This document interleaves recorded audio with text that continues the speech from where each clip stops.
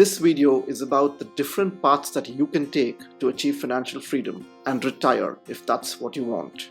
We look at where each of the paths stand in terms of the risks involved, how much fun you can have, and the amount of financial freedom that they can give you. The first path is minimalism.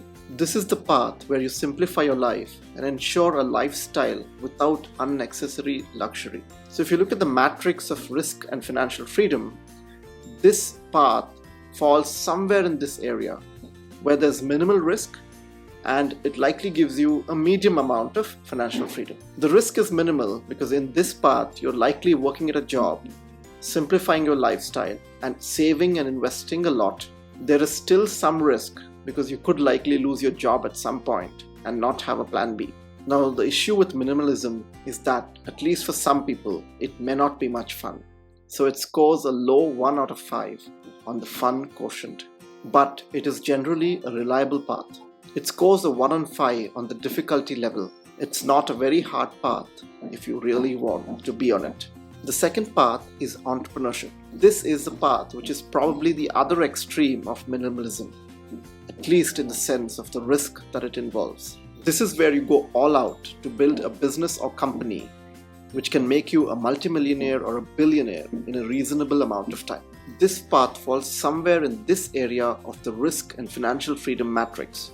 It's on the high end of the risk spectrum, but it's also the path that's likely to give you the most amount of financial freedom if you succeed or manage to hit it out of the park. It's obviously a path where you'll have a lot of fun, the ups and downs and the exhilaration. So it definitely scores at least a 4 on 5 on the fun meter.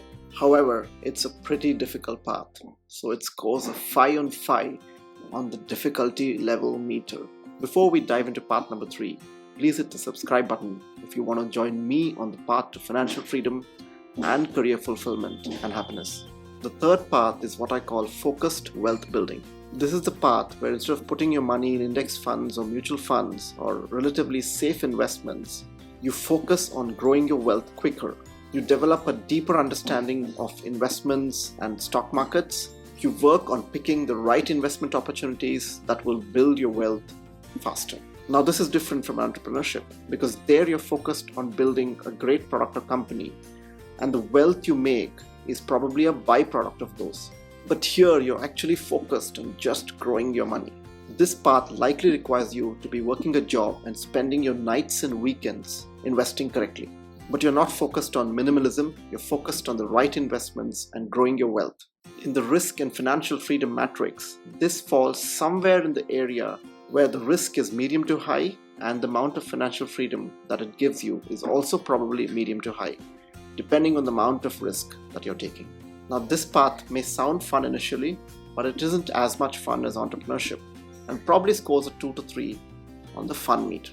On the difficulty meter, it scores about a 4 on 5 because it may be slightly easier than starting a business initially, but requires quite a bit of deep work and being psychologically strong when you see the value of your investments nosedive during downturns. This path is definitely not for the faint-hearted. The fourth path is passion. This is the path where you find a career or job that you love so much that it doesn't feel like work.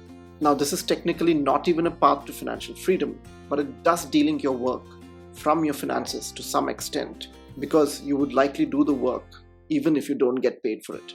This path falls somewhere in this area of the risk and financial freedom matrix, where the risk is medium, but the amount of financial freedom you achieve is likely to be minimal. You can move it to this area of medium financial freedom by combining it with the path of minimalism. This is the path with the most fun.